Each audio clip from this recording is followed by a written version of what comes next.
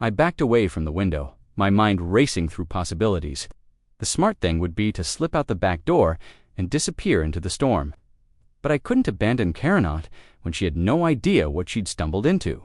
Whatever her motivations for stealing my package, she didn't deserve to die for it.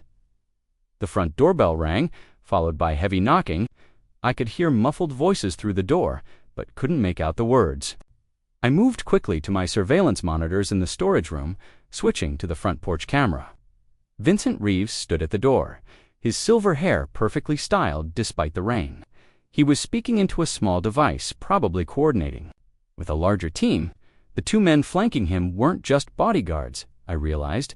They were operatives. The way they held themselves, the subtle bulges under their jackets, the way their eyes constantly scanned the area. These were professionals. One of them pointed toward the side of the building, and I watched as he split off from the group, disappearing from view. They were surrounding the building, standard containment protocol. My phone buzzed, a text from an unknown number. Mr. Chen, we know you're inside.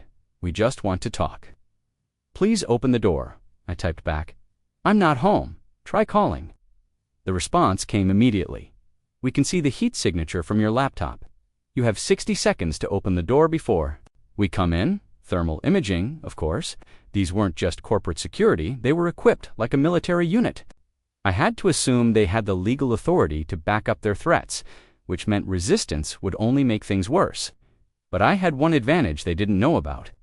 I wasn't the only one in the building they needed to worry about. I quickly accessed my building's surveillance system and checked the feed from the second-floor hallway. Karen's door was still closed, but I could see light underneath it. She was home, probably unaware that her life was about to become infinitely more complicated. 50 seconds left. I grabbed my phone and dialed Karen's number, which I'd memorized from all the times she'd called to complain about imaginary noise violations. What do you want? Karen's voice was sharp, irritated. Karen, listen to me very carefully. There are armed men outside the building, and they're here for the package you took from my porch. You need to get out of there right now. Silence on the other end. Then, I don't know what you're talking about. Karen, I know you took my package. I have it on camera, but that's not important right now. What's important is that the people looking for it are dangerous, and if they find you with it, they're going to hurt you. You're crazy. I'm hanging up. Wait. I could hear my own desperation. Karen, please, just look out your window. Do you see the men in suits? Another pause. Then I heard her footsteps moving across her apartment, and the soft sound of blinds being adjusted. Oh my God, she whispered. Who are they? Government contractors, maybe worse. They want what's in that package, and they'll do anything to get it, but I don't. I didn't. She was starting to panic, her voice becoming higher and more strained. Karen, I know you opened it. Did you touch anything inside? There wasn't anything valuable, just some old electronics and a stupid note. I threw it all in the trash. Relief flooded through me. The decoy had worked perfectly. But then I realized something that made my blood run cold. If Karen had thrown away the decoy components, but the men outside were still here, that meant they weren't just tracking the GPS device. They were tracking me. 30 seconds left. Karen, I need you to listen to me very carefully. Go to your bedroom window, the one that faces the back alley. Is there a fire escape? Yes, but use it. Get out of the building right now, and don't come back until this is over. I can't just leave. This is my home. Your home is about to become a crime scene. Go now. I hung up and switched my surveillance feed to the back alley camera. If Karen was smart, she'd be climbing down that fire escape within the next minute. If she wasn't, well, then she'd learn the hard way that some mistakes have consequences that echo far beyond the moment they're made. 20 seconds left. I grabbed the real GPS prototype from my pocket and made a decision that would either save my life or end it. I powered up the device. Immediately, a soft blue light began pulsing from its center. The device was now active, broadcasting its location to every tracking system in the network.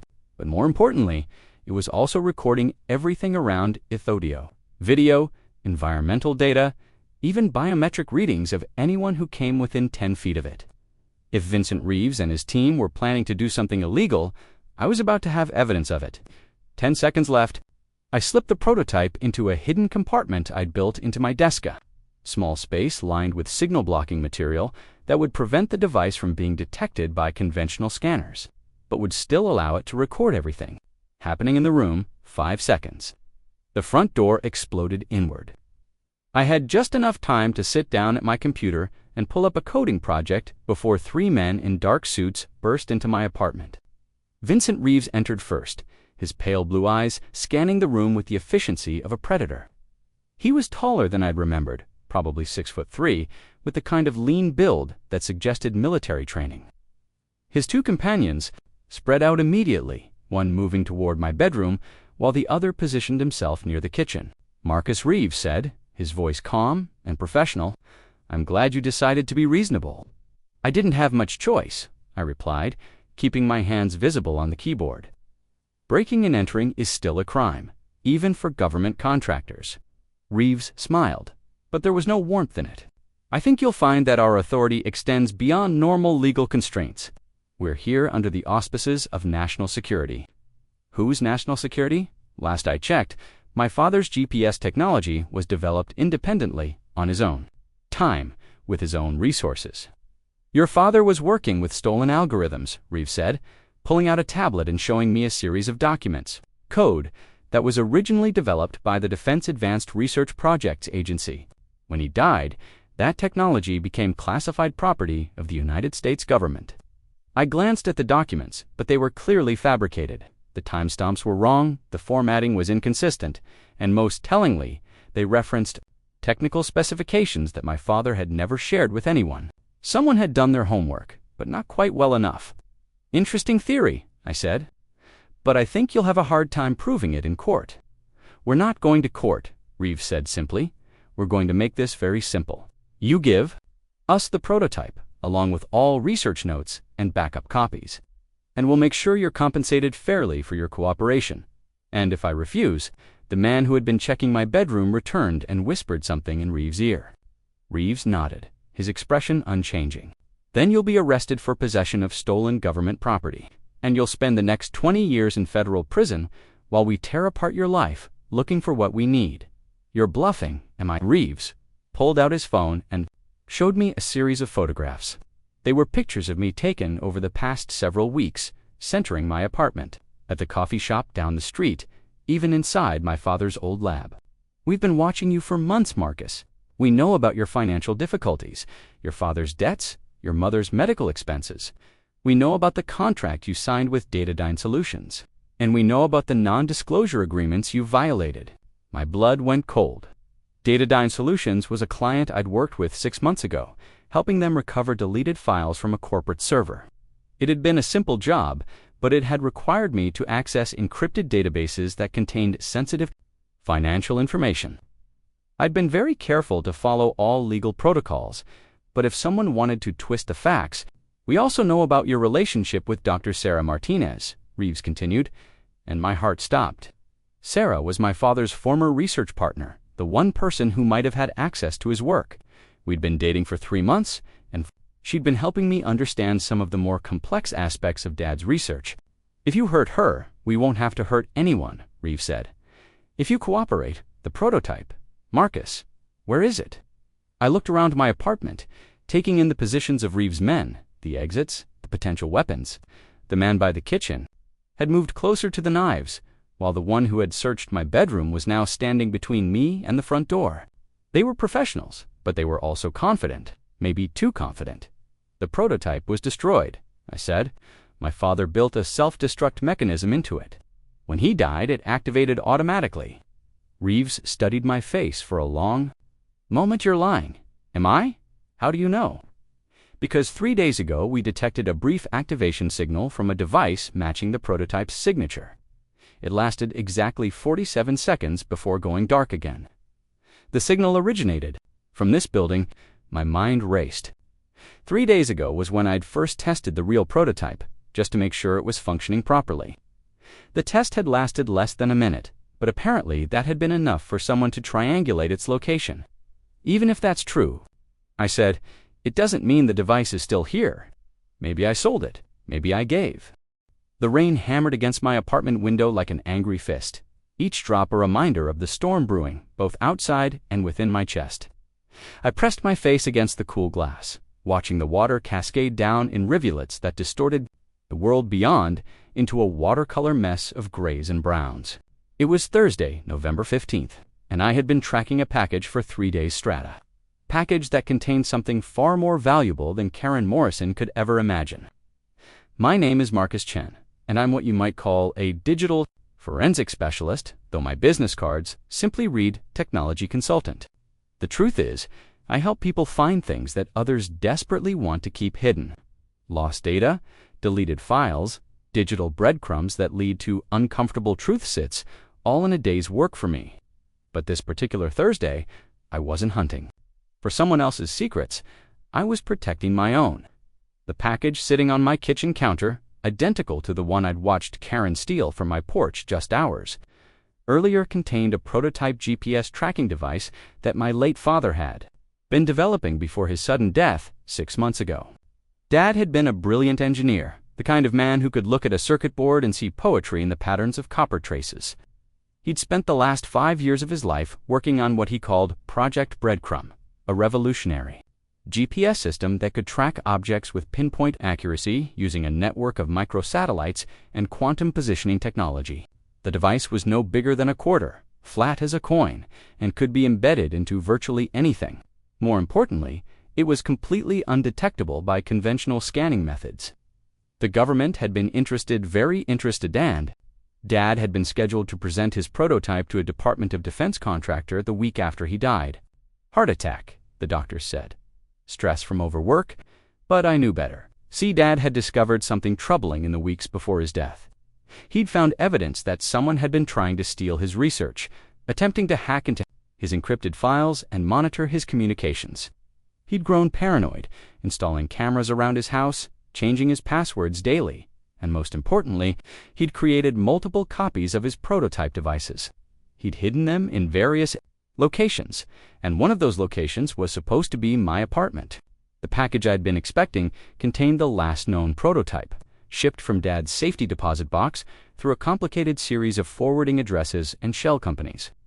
It was meant to arrive discreetly, without drawing attention. But I hadn't counted on Karen Morrison. Karen lived in the unit directly above me in our converted Victorian house that had been split into 4 apartments. She was the kind of neighbor who made everyone else's life miserable with her petty complaints and territorial behavior.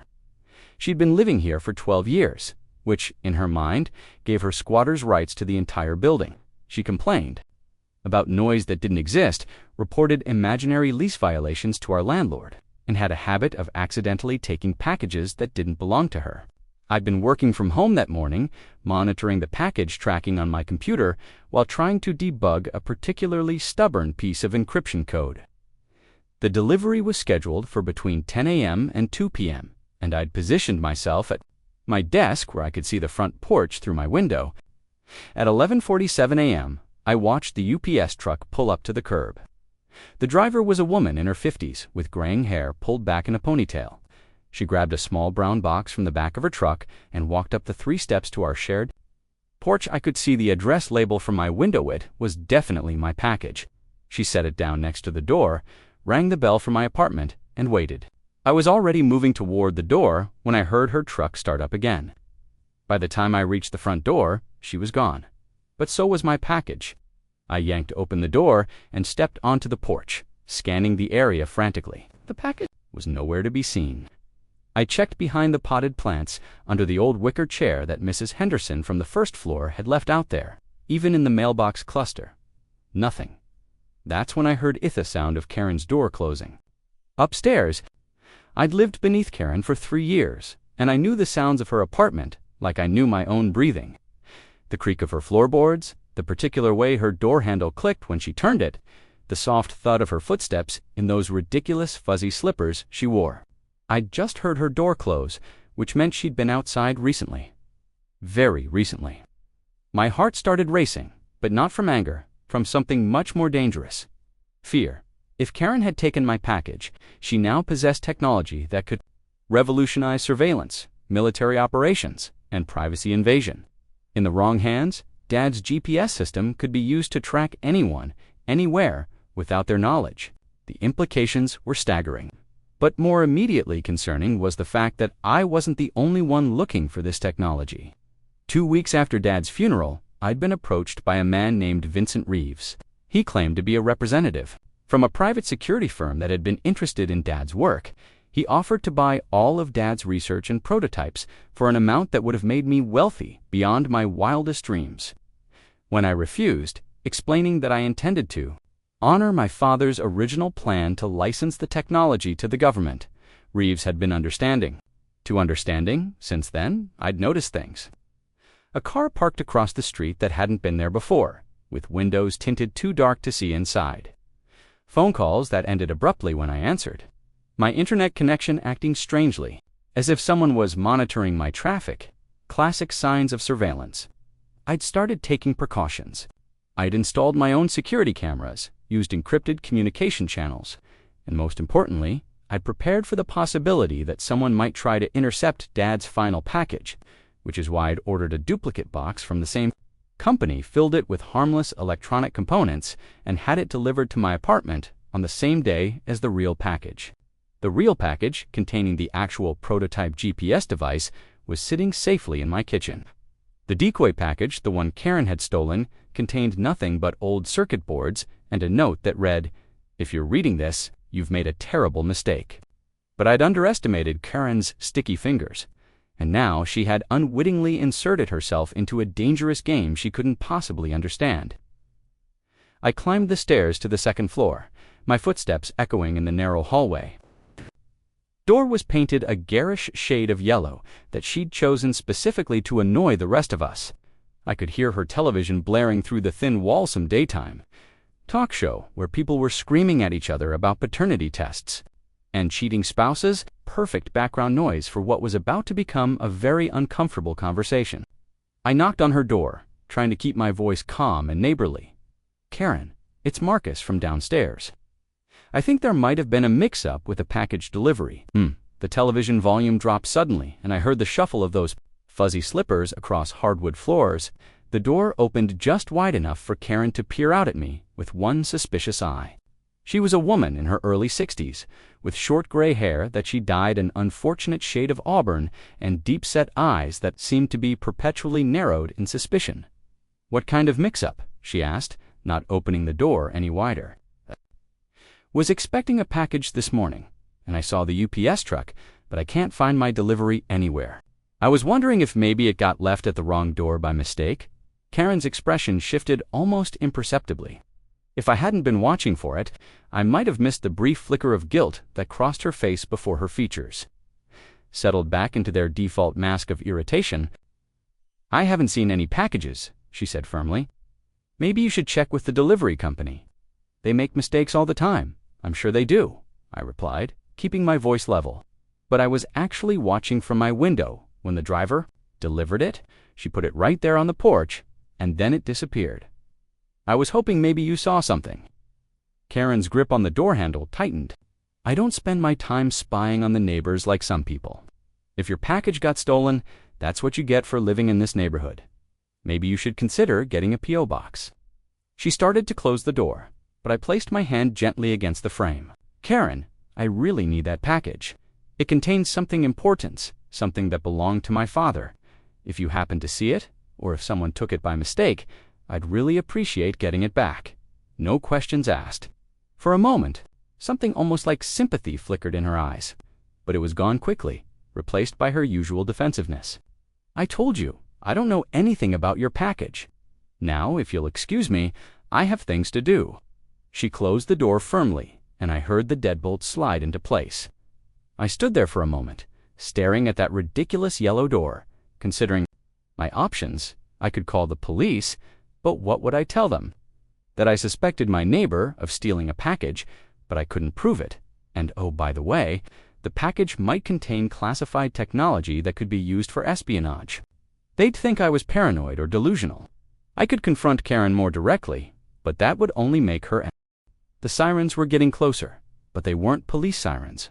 I'd heard enough emergency vehicles in my life to know the difference between local law enforcement and federal response teams. These had the deeper, more urgent tone of Homeland Security or FBI rapid response units. Someone with serious authority was coming to clean up this mess. Zhang's expression shifted from confident to concerned. "How many people did you tell about this location?" "Nobody," I said truthfully, but apparently my father was more paranoid than I realized.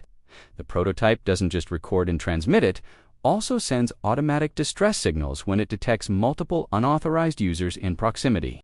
Reeves lowered his weapon slightly.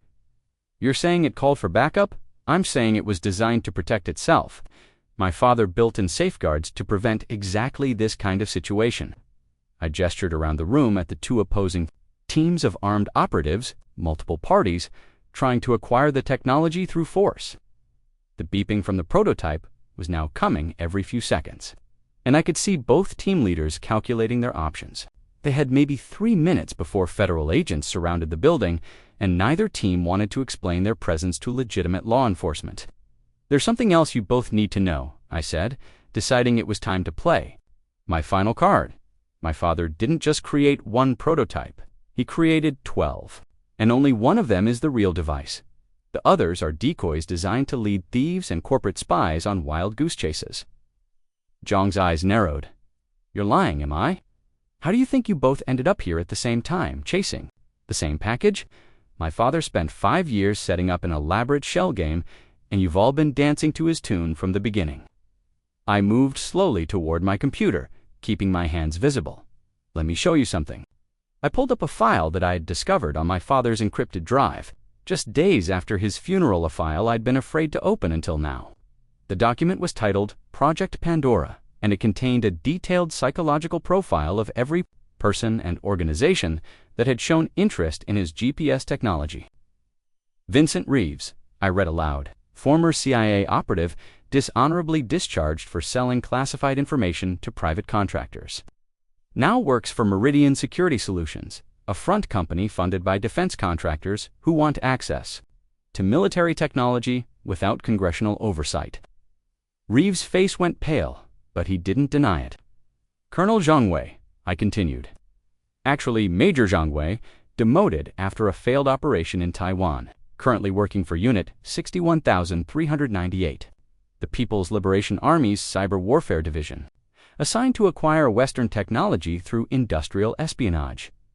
Zhang's jaw tightened, but he remained silent. "And Karen Morrison," I said, pulling up another file, "retired postal worker, recruited 18 months ago by Meridian Security Solutions to monitor suspicious package deliveries in this neighborhood. Payment, $500 per month, plus medical benefits for her late husband's cancer treatment." The room went silent except for the increasingly frantic beeping of the prototype. "Karen's been working for you?" I asked Reeves. "Low-level surveillance," he admitted. "We needed someone to watch for unusual deliveries, strange visitors, anything that might indicate your father was trying to transfer his research. But she didn't know what she was looking for. She was told to report any packages addressed to you, especially ones that came through unusual shipping routes or had unusual sender information." I felt a mix of anger and pity. Karen had been manipulated by people who saw her financial desperation as an opportunity. But she'd also been stealing my packages for months, thinking she was just supplementing her income with a harmless surveillance job. "Where is she now?" I demanded. Zhang nodded toward the ceiling. "Upstairs, unharmed, but secured." "I want to see her." "That's not possible. We still need—" He was interrupted by the sound of helicopters approaching. Multiple helicopters, coming in fast and low. The federal response team was here. "Nobody move." A voice boomed through a megaphone from outside. "This building is surrounded. Exit through the front door with your hands visible." Reeves and Zhang looked at each other, then at me. In that moment, I realized something that changed everything. They weren't enemies, they were competitors. And competitors sometimes form temporary alliances when facing a common threat. "There's a way out of this," I said quickly. "But it requires all of us to work together." "We're listening," Zhang said. "The prototype that's beeping isn't the real device. It's another decoy programmed to activate when multiple tracking attempts are detected. The real prototype is somewhere else entirely, where Reeves demanded. Safe. But if federal agents get their hands on my father's research, none of us get anything. They'll classify it all as state secrets and bury it in some black site facility. The helicopters were circling overhead now, and I could hear vehicles pulling up outside. We had maybe 60 seconds before tactical teams breached the building. "What are you proposing?" Zhang asked. "Mutual assured destruction. We all walk away empty-handed, or we all walk away with something." I pulled out my phone and showed them both a banking app. "I've been liquidating my father's assets for months. There's currently $2.3 million in cryptocurrency sitting in an escrow account, waiting to be distributed. Meridian Security gets their finder's fee. Unit 61,398 gets their acquisition bonus, and I keep the technology." "That's not enough," Reeves said. "It's enough to make this whole operation look like a success to your handlers. You can report that. The technology was destroyed rather than allow it to fall into enemy hands. Very patriotic, very deniable." Zhang was already moving toward the back door. "This conversation is over. We're taking what we came for." "You're taking nothing," a new voice said from behind us. We all turned to see Karen Morrison standing in the doorway. But she wasn't the same frightened woman who had stolen my package that morning. She was holding a pistol with the confidence of someone who knew how to use it, and her eyes had a hardness that I'd never seen before. "Hello, Marcus," she said. "I think it's time we had an honest conversation. Karen, how did you get away from Colonel Zhang's men?" "I didn't. They let me go. Because I'm not actually a retired postal worker, being paid $500 a month to spy on the neighbors." My mind reeled as the implications hit me. "Who are you, Agent Karen Morrison?" "Defense. Intelligence agency. I've been undercover in this building for 2 years, waiting for your father to make contact with foreign operatives." She gestured with the gun toward Zhang. "We've been tracking Major Zhang's activities in the United States for 8 months.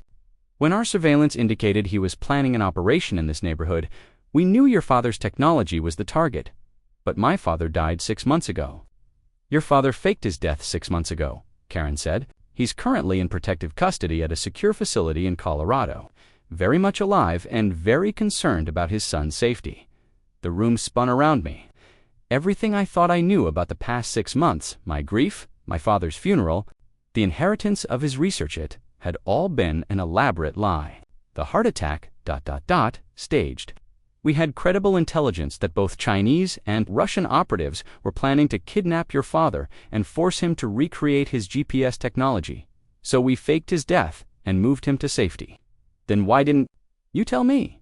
Because we needed you to react naturally, to grieve, to inherit his research, to continue his work.